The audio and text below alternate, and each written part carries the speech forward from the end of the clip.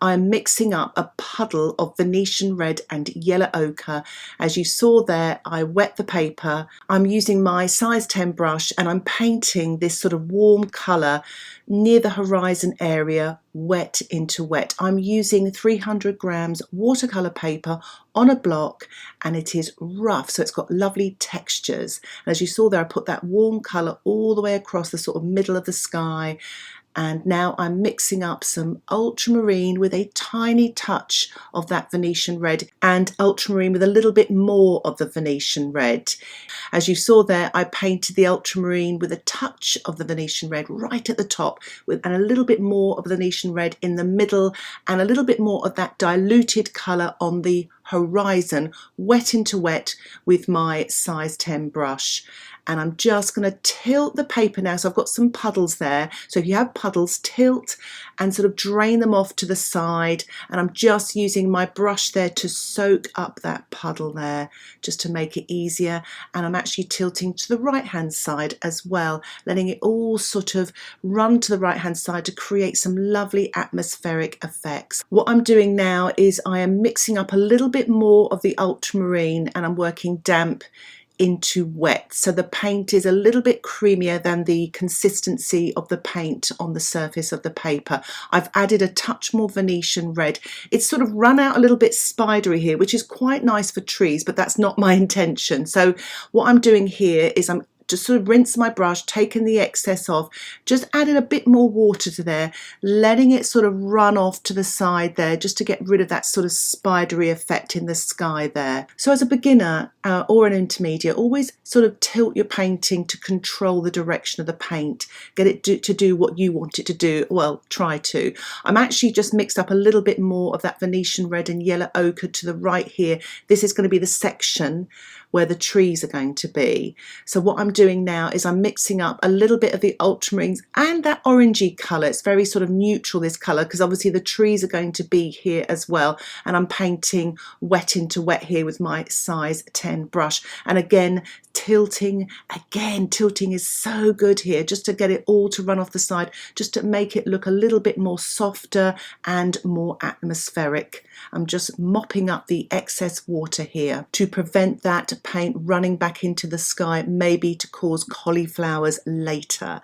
So again, mixing up the ultramarine and the Venetian red here.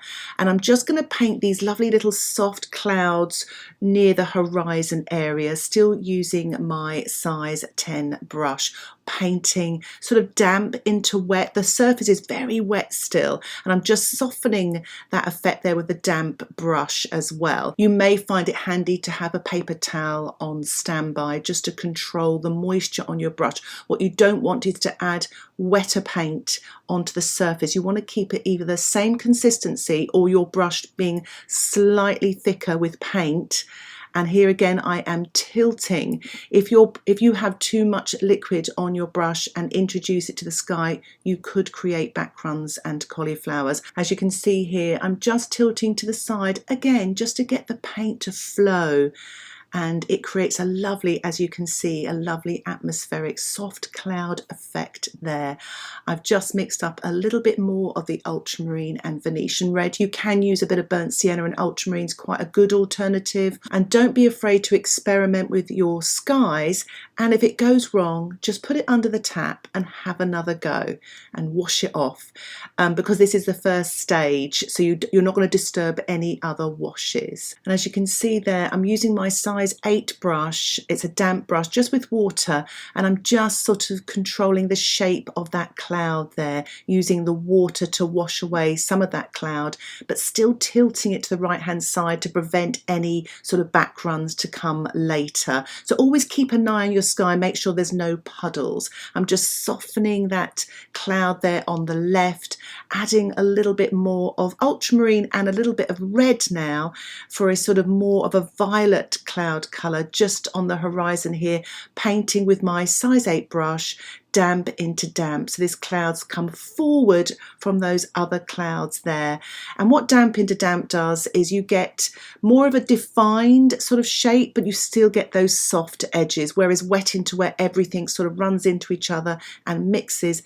These will come forward to create depth in your sky. And as you can see there, again, I'm using a damp, clean brush to kind of blend these clouds in the sky and soften them back a little, controlling the shape. Remember, have your brush the same consistency as the paper or a little creamier on your brush.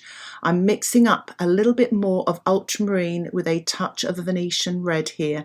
I'm painting damp into damp. Now this may be a little bit scarier for beginners, and if you like your sky the way it is before, maybe you like to leave it.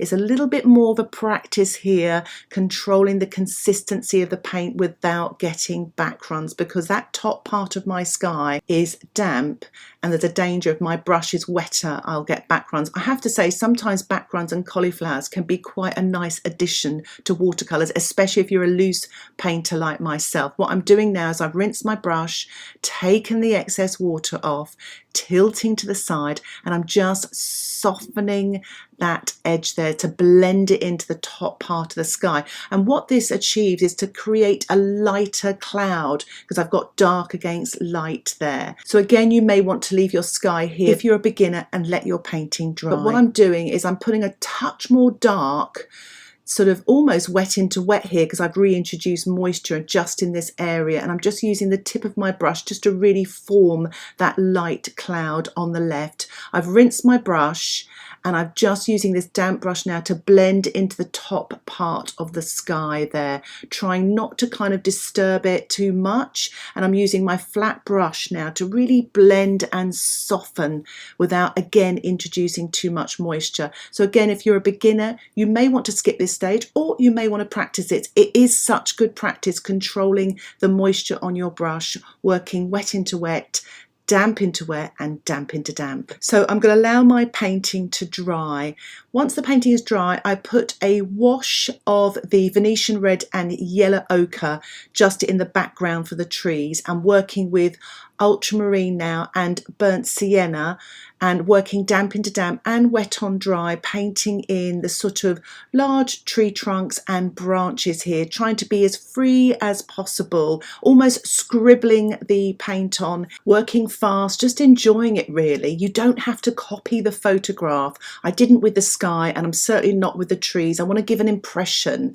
I've actually mixed up some paint here, the Ultramarine and Burnt Sienna, just a little puddle of it in this pot to allow me to use the end of my paintbrush, which I've actually sharpened with a pencil sharpener, to draw these twigs, which can be quite tricky using a brush. So sometimes you can use a twig or the end of a paintbrush sharpened to actually draw in these twigs here.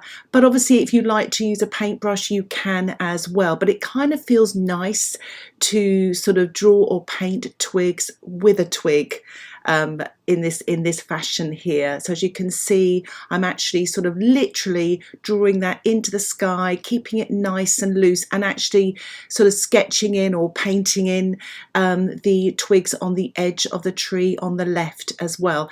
But if you haven't got a little pot, you can still use your pan, which is what I'm doing here. And I am working in real time here, but as you can see, quite fast. And I quite like working fast, so you don't think too much, you just go for it, especially when you've got all these twigs and branches to sort of paint here. Don't worry about if the paint's damp or whatever. If you get back runs, it all adds to the texture as well. And for the larger branches, I am using my brush, painting sort of wet on dry in areas, but some areas it may still be a little bit damp, using the Ultramarine and Burnt Sienna. Building up all of the details here, still trying to leave some of the light behind in the trees as well. And to help me with that, I'm using my spritzer bottle just to spritz off, just to create some softness as well. And I'm using this at the top and bottom just to create some quieter areas and lighter areas and soften some of those branches. I'm using some black Brusho. A link for a tutorial I made all about Brusho can be found in the description below, but it creates some lovely textures and colours. As you can see, I'm tapping it there. I'm also using Terracotta Brusho. If you don't have Brusho, you can spatter, which I will be doing later as well. To activate the Brusho, I am spritzing it with my spritzer bottle. As you can see, it creates some gorgeous colours there. And I'm using a cocktail stick now to create some of those thinner branches there, dipping it into the ultramarine and burnt sienna and painting these tiny twigs wet on dry. If you find drawing the twigs difficult, sometimes turning your painting around either to the side or even upside down can make it easier to draw these very fine details of the small twigs and branches here, and it's so much fun to do. So I'm going to allow my painting to dry. I'm mixing up again some ultramarine and a touch of red here, and this is going to be for the snow. I'm wetting the snow area with my 1.5 inch flat sable and synthetic mixed brush. You can use a mop brush, a hake brush, any large brush. I'm painting some shadow on the snow right in the foreground, and this will bring this forward and create depth in my painting. I'm painting this wet on wet with my size 14 round brush. Because I felt it was running back up into the snow near the horizon, I've tilted my painting with my pot of masking fluid actually, so it's nice and sturdy there, and I'm painting a little bit more wet into wet, and as you can see there's a pool of colour developing at the bottom there, and that shows the paint running down and not running up into my lighter area at the top. I've just added a touch of the Venetian Red and the yellow ochre there just in the middle, just to create that lovely glow, maybe a reflection from the sky, that lovely warm colour. And I've added a touch more of the ultramarine and the Venetian Red at the bottom there and in the middle of the snow area, using my size 10 brush now and just softening that there, trying to allow the light between that shade in the middle and at the bottom. I'm just collecting that bead at the bottom there with a clean damp brush to make sure it doesn't seep back into the painting. I'm painting damp into damp now using my size 8 brush with a mixture of the ultramarine, burnt sienna and Paynes grey, and I'm just sort of painting this path here, leading the eye into the painting. As you can see, the path gets narrower as it reaches the middle ground there, and it's wider at the foreground. This creates depth in the painting. As you saw there, I just picked up the bead again with my damp brush. I've added a little bit more of a creamier, darker colour, same colours, just less water in them, working damp into damp. I'm just adding a few more twigs here using my size 2 round brush with a kind of pale mixture of the ultramarine and burnt sienna, and sort of really scribbling these very, very light pale twigs on there just to show the density of all the twigs. I'm going to allow my painting to dry now, and I am working on the distant trees now with a pale mixture of the ultramarine and burnt sienna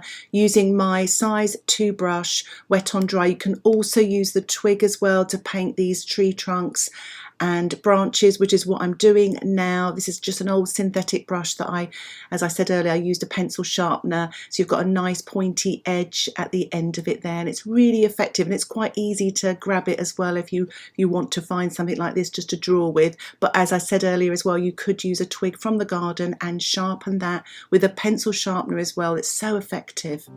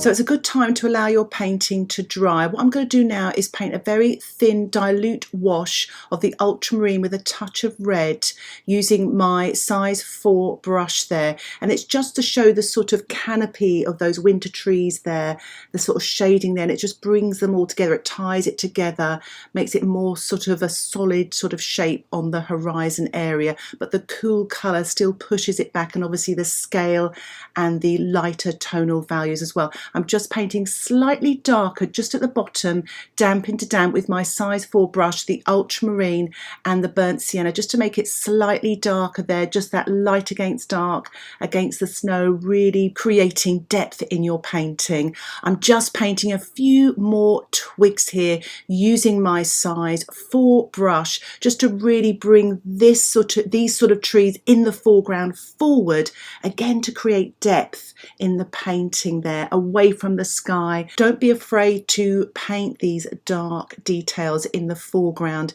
It really will pay off in your painting. If you are a little bit scared, I can understand that. You can use a pencil first of all and then paint over the top once you're happy with it, so you can rub out any pencil lines that you don't like before you start painting. I've decided to paint some larger branches in here as well, just to create a little bit more depth and detail in these trees here, using a little bit of Paynes grey and burnt sienna with my size 4 brush, working wet on dry. So it's a good time to allow your painting to dry again. Once it's dry, what I'm doing here is I'm spattering some Venetian red and yellow ochre.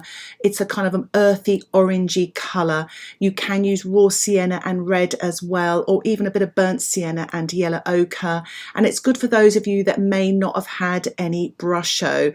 I've mixed up a very dilute mixture here of the ultramarine and burnt sienna, and I'm painting this wet on dry over the sort of foreground tree area where the small twigs are, etc., similar to what I did to the background. I'm just lifting off with my paper towel to soften there and to create some textures. I'm going to spatter a little bit more of that yellow ochre and red there with my size 4 round brush, sort of almost damp into damp there. Mixed up a little bit of Paynes grey and burnt sienna here, and I'm spattering that as well, damp into damp. There may be a little bit of wet on dry in places as well, but just all over the tree area to create lots and lots of yummy textures. Now, if you're like me, some of these spatters have got into the sky, but I actually use them to paint some birds because they're actually sort of quite random, and it creates a really nice effect, gives a little bit of life to the painting. So I'm using my size 2 brush, just painting these little V-shaped marks using the dot for the middle of the bird. I'm just picking up a little bit of colour here, not much. It's very dry brush effect here, using a bit of the Paynes grey and burnt sienna to create some texture right in the foreground, to create some depth again in the painting. So it's a little bit darker and there's a little bit more texture, using the belly of my brush as well. That helps create more texture, and I'm just making sort of lighter, thinner marks as I go around the tree there, and I'm going to allow my painting to dry for the final stage where I'm going to spatter some white gouache. I've squeezed it out there, mixing up a little bit of water, using my size 8 brush, really collecting and loading the brush. I've got a video all about spattering that I made recently. I'll put a link for that in the description below if you're worried about spattering. You don't have to do this, but it kind of finishes it off nicely, creates some light textures, and it creates a lovely snowy winter scene as well. So here is my finished painting. I really hope you've enjoyed this step-by-step tutorial. And if you'd like to learn more about watercolour painting, why not think about joining my Patreon membership? You will get access to exclusive weekly tutorials, sketch outlines, and lots more. Details about the membership can be found in the description below. Thank you so much for watching. Happy painting. Bye for now.